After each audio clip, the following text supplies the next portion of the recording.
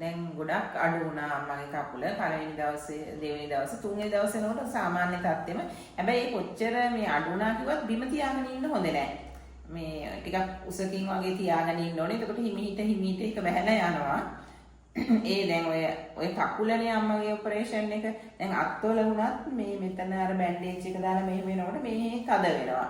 තද වෙනකොට දැන් අම්මගේ නම් එහෙම කළේ නෑ. මං තෙසාත්තු විතරයි කළේ. පොඩි අපේ තියෙන පත්තුවක් වගේ මෙහෙම තියෙන අත මෙහෙම හිමින් දවස් 4ක් විතර ඒක බලනකොට අත දිග ඇරෙනවා. ඊට පස්සේ තෙල් ගාලා මේ තවල තෙල් ගෑවම ඒකත් හරියනවා. මෙතන තද වෙන එක තමයි වෙන්නේ. තද වීමට තමයි ඔය මේ ඉදිමෝ එන්නේ. අර නහර වල ලේ ගමන බ්ලොක් වෙනවානේ. ඉර වෙනකොට ඉදිමෝ එනවා. දැන් අද මම අද අම්මගේ බේත් පොට්ටනිය එකත් වෙනස් කරා. මම දැක්කේ ඇට වර්ගත් ගන්නවා කියලා. අද මම ගත්තේ අම්මට ඇට වර්ග වලින් බේත් පොට්ටනියක් හැදුවේ. දැන් ගොඩක් හොඳ හින්දා. එතකොට ඒක දැන් අද තමයි අලුත්ම පොට්ටනිය. මේ ඒක ටික දවසක් යනකොට ඒකත් ඉබේම තෙල් ඒකත් බේතක් වෙනවා. තෙල් උරනවා වගේ වෙනවා. මේ දැන් අද අම්මා ඒකෙන් තවන්නේ. ඊට පස්සේ මේ පොට්ටනිය දවස් 4ක් විතර තවන්න පුළුවන්. හොඳම තත්ත්වේ තියෙනවා. මේ දවස් 4ක් විතර දැන් මම තැම්බෙන්න තියලා තියෙන්නේ. දැන් මේ තියෙන්නේ මේ පොට්ටනිය. අද මේක ඇට වර්ග වලින් හැදේ තෙල් මිශ්‍රිත තෙල් උනන ඇට මේ ඇට වර්ග අපි තෙල් හිඳින්නත් ගන්නවා. මෙන්න මේකෙන් දැන් අම්මගේ මේකෙන් අද තවනවා මම පෙන්නන්නම් අද ඒක ඉතින් අර විදිහටම තමයි තවන්නේ.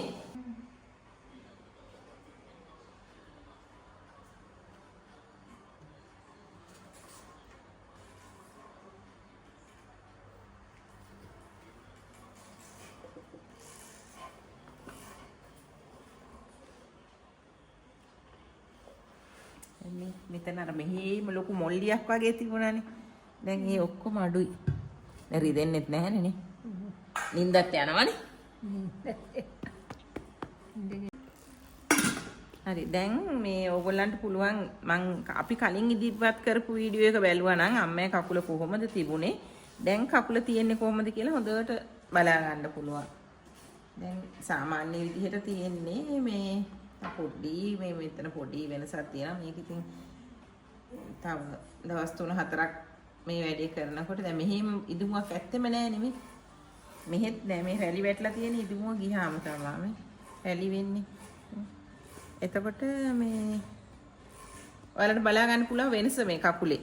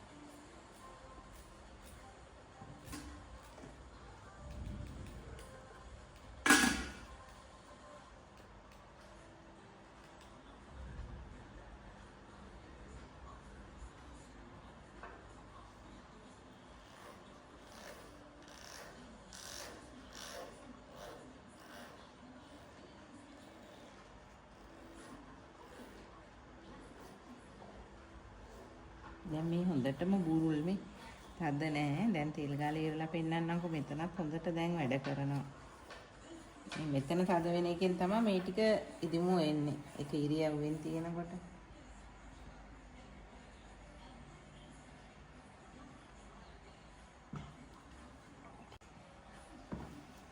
දැන් මේ අපි තෙල් ටික ගාන්න දැන් යන්නේ.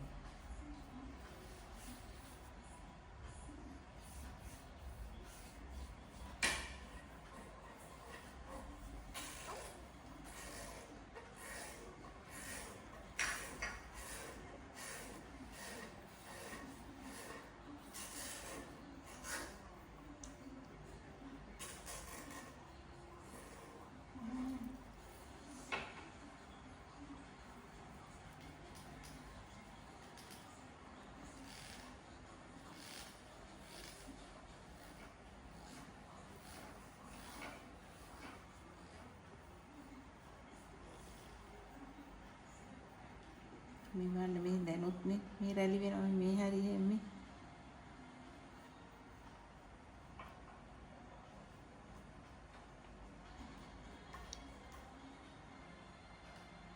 මෙතන චුට්ටක් තියෙනවා දැන් මෙහෙම දැන් මේ අම්මගේ නම් ඕන නැති වෙයි සමහර විට ඕන වෙනවා මේ මෙතන චුට්ටට පොඩි මැල්ලුමක් වගේ තව දවසක් දෙකක් තෙල් ගාලා ඕනේ වගේ දැනුනොත් බඳිනවා මේ ටික බුරුල් වෙන්න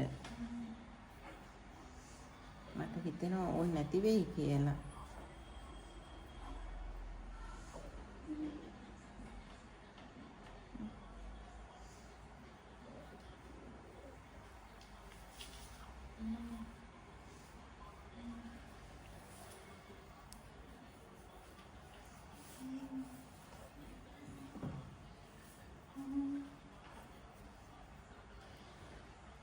මේ බහින්නේ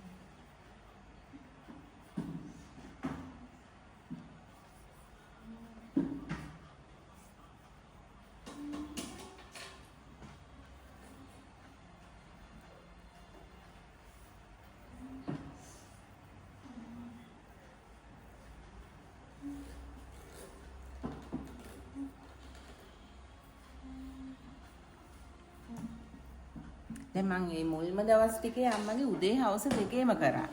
දවස් 3ක් 4ක් 3ක් විතර යනකම්. දැන් අම්මගේ හවස විතරයි ගාන්නේ වසන්තිතේ. මම හිතන්නේ අපිට බලාගෙන ඉන්නකොටම තමයි මේ අඩු උනේ.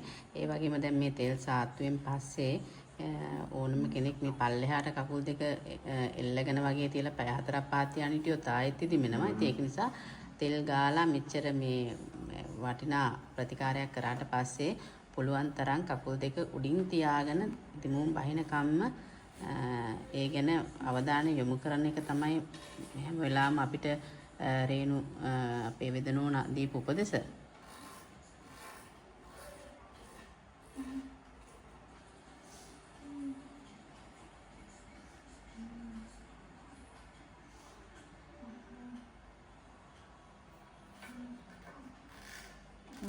දැන් මෙතන මේ හොඳට බෝරුයි. මම හිතන්නේ ඇවිදින එක පහසු කරවන්න තියෙන එකම ක්‍රමයක් මේ වලලු කර ආශ්‍රිතව කකුලේ මේ ඉදිමුම නිසා එක පැත්තකින් නැන්දම්ම ගොඩක් දැඩිව වේදනාව විඳපු කෙනෙක්. ඉතින් දැන් ටික ඉදිමුම අඩු වෙනකොට වේදනාව අඩුයි කියලා කියනවා. අනිත් පැත්තෙන් ඉතින් ඇවිදින්න පහසු වෙනවා.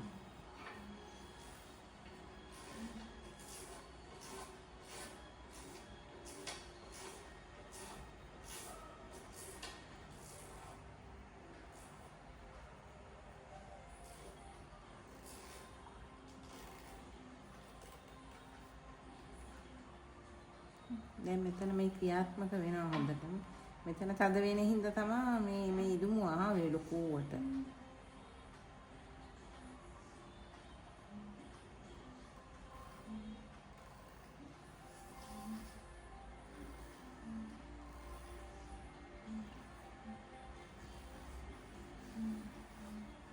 දැන් මේ ඉදුම අඩු වෙලා මේ පැහැදිලිවම පේන්න තියෙනවා. හොඳටම තියෙන පැහැදිලිවම තියෙනවා.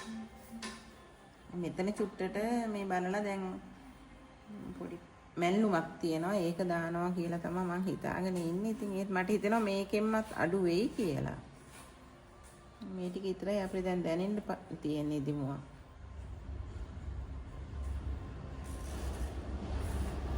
අනිත් මම හිතන්නේ අනිත් කකුල නම් සම්පූර්ණයෙන් ඉදිමුව බැස්සා. මොකද මේ සත්කම කරපු කකුලේ තමයි තවමත් ඉදිමුම ටිකක් තියෙන්නේ. නමුත් මේ කකුල් දෙකම එකම විදිහට ඉදිමුම තිබුණා අපි පළවෙනියටම මේ තෙල් සාත්තුව කරන්න පටන් ගන්නකොට.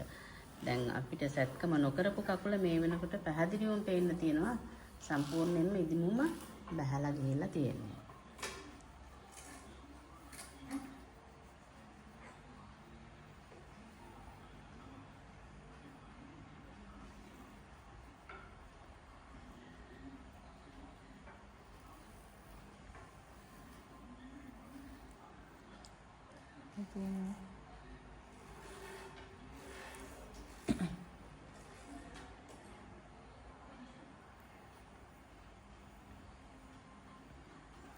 මගේ අතට තේරෙනවා මේක මේ බුරුල් වෙලා යන නිකන් අර උලම් බහිනවා වගේ ගතියක් දැනෙනවා.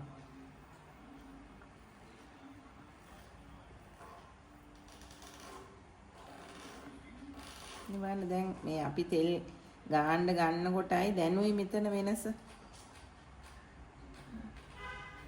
හෙට උදේ වෙනකොට මං හිතන්නේ මේ දිමුවත් ගොඩක් අඩු වෙයි. ඕ මේක ගොඩාක් අඩු වෙයි. මෙතන බලමු මෙන්න මේ චුට්ට තමයි මට පොඩ්ඩක් තියෙන්නේ. මේකත් තෙල් වලින් පුළුවන් කියලා තමයි හිතෙන්නේ.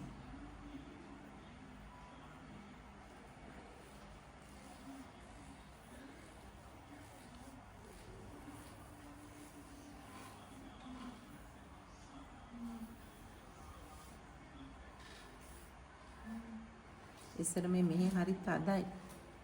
දැරිදෙන්නේ නැහැ නේද? මෙහි දැන් හොද්දටම බුරුල්නේ.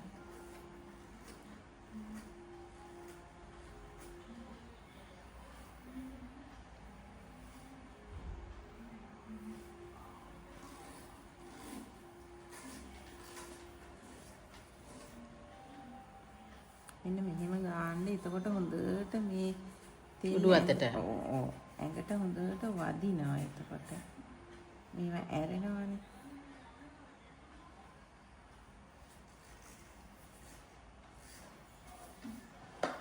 නම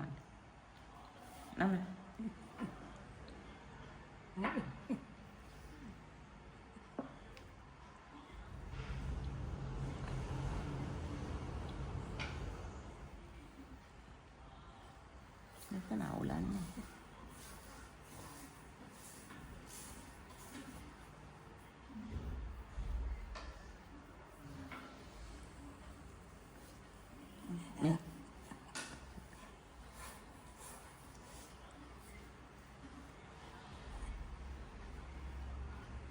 හොඳයි අපි තව දවස් දෙක තුනක් යනකොට කකුල කොයි විදිහට දඩ වෙලා තියෙන කියලා පෙන්වන්නත් පුළුවන්. දැන් සාමාන්‍යනුත් මෙහෙම පොඩ්ඩක් ඉදි වෙනවා. දැන් හොඳටම. ඉතින් අපි මේ වගේ ප්‍රතිකාර ක්‍රමවේදයන් ඉස්සරහදිත් අපි ඔයගොල්ලන්ට අරගෙන එනවා. අදට අපි සමුගන්නවා. සුබ දවසක්.